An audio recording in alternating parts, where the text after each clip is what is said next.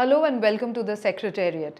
I am joined by my editor, Mr. Jayanta Roy Chowdhury. Good to have you again, Jayanto. Thank you, Mahua. Yeah. Well, tariff and Trump. The discussion is all about Trump and his tariffs, not just in India, but the world over. I have a lot of respect for India. I have a lot of respect for the Prime Minister. He just left, as you know, 2 days ago. Now, Jayanto, you've been writing about Trump's tariff and other policies, the trade policy, the export issues that India is facing. Now, recently, of course, just a few hours ago, Trump has again proposed to slap another 25% tariff on automobiles, on pharma products, and of course semiconductors. Now, how do you read this situation? Well, Trump did talk about reciprocal tariffs even when, Mr. Modi was in the US having a bilateral discussion with him. So he made it clear that he wants to have reciprocal tariffs on everybody. And he's again mentioned India. Yesterday, I think. Yes. He's again said that Indians have huge tariff, 100% on automobiles, etc., etc. So what he's talking about is to at least 25% tariff on pharma products, on automobiles, and similarly on semiconductors. It may be more, it may be slightly less, but around 25%. Now, what happens if he imposes 25% tariff on pharmaceuticals? India has a huge market in the US. Right. In terms of pharmaceuticals, we sell about $27.9 billion worth of pharmaceutical products to the world. And US alone accounts for about 31% of it, that is nearly $9 billion. Now, $9 billion is a lot of money. If 25% taxes are imposed on our pharma companies, then they will have to either absorb or charge higher prices to the extent of $2.25 billion. Given the fact that we live in a competitive world, and if we are charging higher prices, and Bangladesh or whoever it is, Cambodia, South Africa, whoever also manufactures generic drugs, then and they don't charge that, they absorb it, then we lose out. So probably at the end of the day, our pharma companies will have to absorb that. The stock market knows this.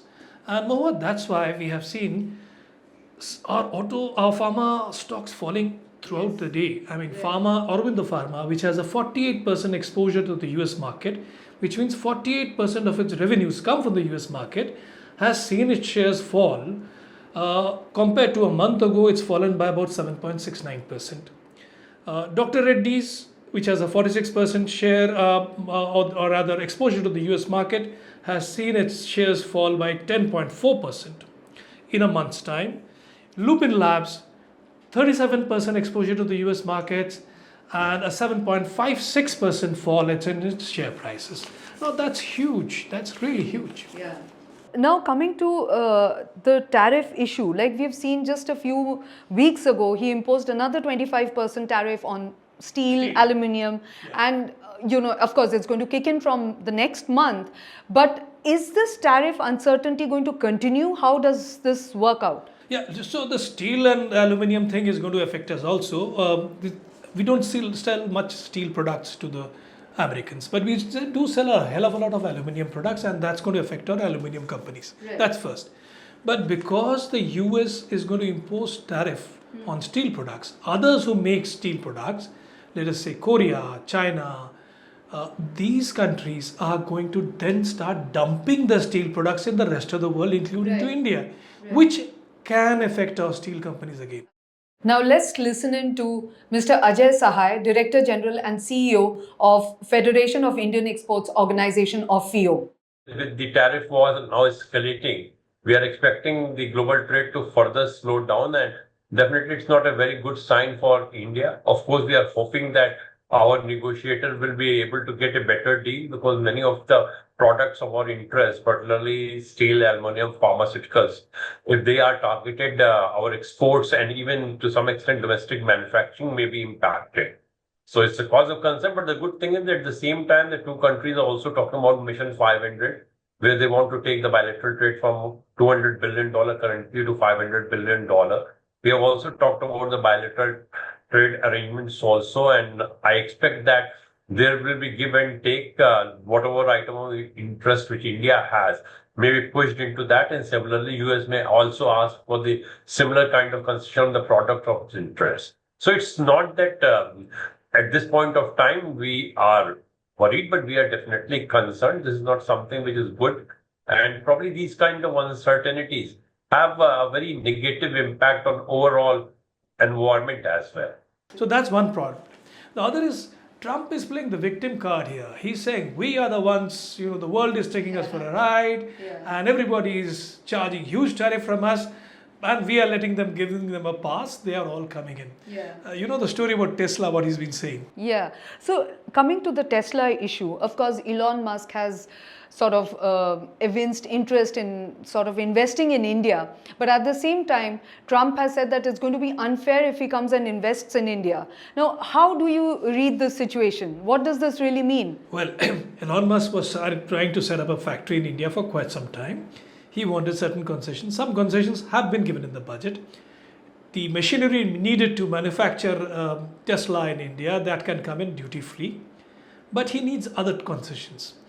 India hasn't really agreed to it as yet. But just to interrupt you on this EV policy, hasn't the tariff come down? It's come down to 15%. No, tariff hasn't really come down. I mean, yes, the tariff has come down from the peak tariff of 140% to 70% as far as automobiles is concerned, but there is still a reasonably high tariff on EVs which are manufactured abroad and sold to India. So it is still cheaper to manufacture in India. But what Trump is saying that if you manufacture in India, you are being unfair to us. He's telling Elon Musk, his friend, and his colleague in the cabinet, that it would be unfair for him to go to India. So we'll have to see whether Elon Musk now comes to India at all, or he would prefer to sell from the US, and whether we are forced to buy from the US. These are things which we'll have to watch out for. I would imagine he will produce here because it's cheaper to make in India and also sell to the rest of the world, including to Africa, which is going to be a huge market in the future. But let's see how it plays out. Now coming to the pharma, the proposal to impose 25% tariff on pharma products. Now, how do you think US can actually do that, considering that it depended a lot on Indian pharma products? Yeah, it does, but there are other markets which can supply those pharma products, let's face it. So probably we'll have to absorb the higher tariffs, or we will have to start manufacturing in the US. Some of our companies do have factories in the US. They'll probably shift part of their manufacturing to the US. Others might follow suit. Now, if that happens, Mahua, it means we will be shipping jobs from India to the US, which is not going to be good news for us as an economy. Let's now go over to Professor Nilanjan Banik. Nilanjan is a professor of economics at the Mahindra University, Hyderabad, and he's an expert on foreign trade, well-known expert. In fact, a lot of people, a lot of trade bodies, the government of India itself consults him at times. Let's hear what he has to say on how the Trump tariffs are going to impact India and China.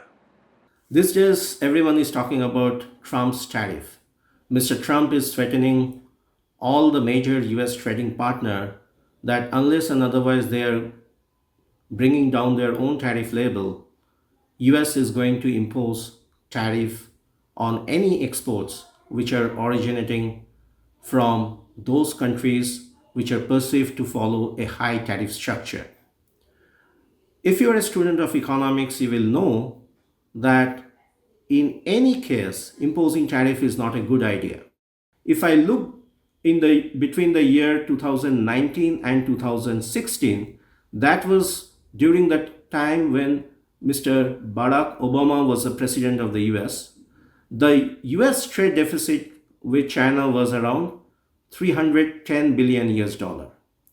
In spite of Mr. Trump imposing tariff on the Chinese goods during his tenure, which started during 2017 and continued until 2020, you will find the trade deficit actually went up from 310 billion to 360 billion.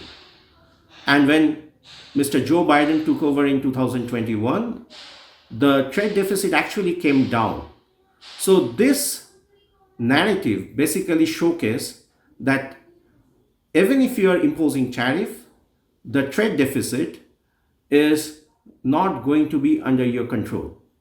And whether it's actually going to be helping the domestic economy or not, you should listen to this other piece of data, which is, let's assume that the US and China are not trading among themselves, which means if they're not trading among themselves, US doesn't have trade deficit and China doesn't have any trade surplus.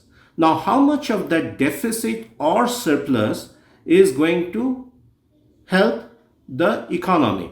Now, as I said in the beginning, if you're not trading, your GDP growth is going to fall. Why? Because trade is an important component of GDP. So without trade, your GDP is going to fall. Now, in case of this counterfactual experiment where we are suggesting that US is not trading with China, what we found was the annual fall in GDP numbers for the US comes out to be around 196 billion. And this figure is between 2009 until 2024. So basically US is going to lose out. US economy is around 28 trillion right now, but it is going to lose out around 196 billion per year if trade were not to happen between US and China. On the contrary, China is going to lose out much less, basically suggesting the trade dependency of China on the US is falling. You know, Mahua, of course, the Goldman Sachs has been kind of studying this situation, and they have made certain kind of forecasts of what can happen. It's very difficult to forecast what will happen because it's a very complex situation. And uncertainty. And uncertainty is there. So what are they talking about? They are saying one is, will there be product level reciprocity where US matches India's tariff for every product? Now that is one. The other is reciprocity including non-tariff barriers. Now, India has a number of non-tariff barriers, which is what the US believes. If they start imposing some kind of non-tariff barrier on us, then our exports are going to get hit. We have to understand that India-US bilateral trade is going to touch $193 billion in 24-25. That is what the forecast says. Now that's just about 2% of USA's GDP. Right. But in terms of a percentage of India's GDP or in terms of our total trade volume, it's huge. It's going to be about a sixth or fifth of our total trade. Now that's really big news. So we can't afford to take on the Americans with non-tariff barriers. We have to understand that.